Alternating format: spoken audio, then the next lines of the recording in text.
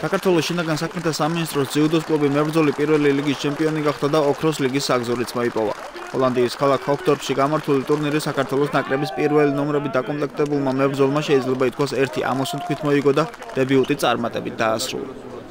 ამავე ტურნირზე ნახევარფინალამდე გააღწია მეორე ქართულმა კლუბმა საგარეჯომაც, თუმცა სამწუხაროდ მათ 4 ხელში შესვლა ვეღარ შეძლეს და შესაბამისად უმაღლეს ლიგაშიც ვერ გადავიდნენ. ჩემპიონები საერთოდ არ აფასებენ, მარტო შემიძლია ვილაპარაკო იმაზე, რომ მართლა ბრწყინვალე გუნდია, რაც კიდევ ერთხელ დაამტკიცეს ამ ბიჭებმა.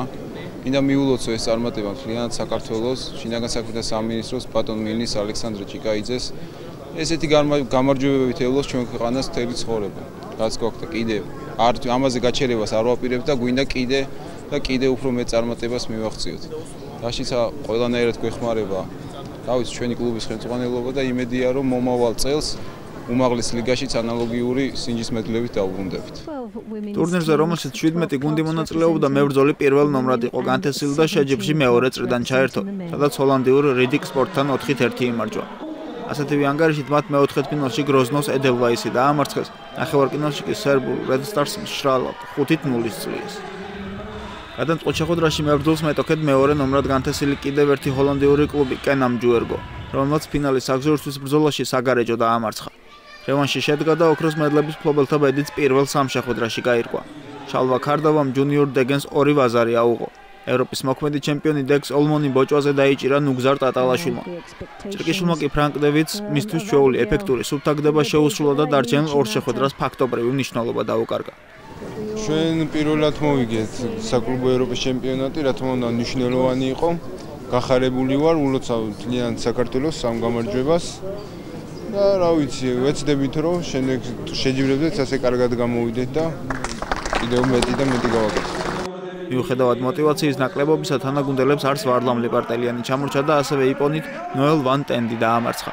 ფინალში ერთადერთი ქულა მასპინძლებს გამოცდილმა ჰენკ ხროლმა მოუტანა და ისიც ადამ ოქროაშვილის ტრამვის ხარჯზე.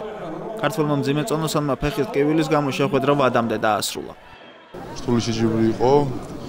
ბიჭები მზად იყვნენ მომზადებულები ჩემპიონობისთვის. მოგეხსენებათ ძალიან რთულ შეჯიბრზე გავხდით ჩემპიონები და გვიხარია. რა თქმა უნდა, პირველ რიგში მიულოცავ ყველა ქართველს ამ წარმატებას, იმიტომ რომ ეს მარტო ჩვენი წარმატება არ არის. გავხდით კლუბებს შორის ევროპის ჩემპიონები, ეს რა თქმა უნდა უდიდესი წარმატება მთლიანი ქვეყნისთვის.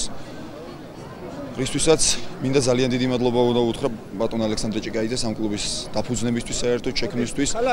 ეს ჩვენთვის სპორტსმენებისთვის ძალიან დიდი სტიმულია, ესე რომ ვთქვათ, ადრე სხვა ქვეყნის სახელზე გვიწევდა ასპარეზობა, იქნებოდა გერმანიის თუ თურქეთის, დღეს საქართველოს სახელით გვეძლება ასპარეზობა და ჩვენი ქვეყნის ჰიმნის ამღერების საშუალება მოგვიწევს. ამის დიდი ბედნიერება მე მგონი არაფერი არა სპორტსმენისთვის და ულოცავთ ყველა ქართველს ამ გამარჯვებას.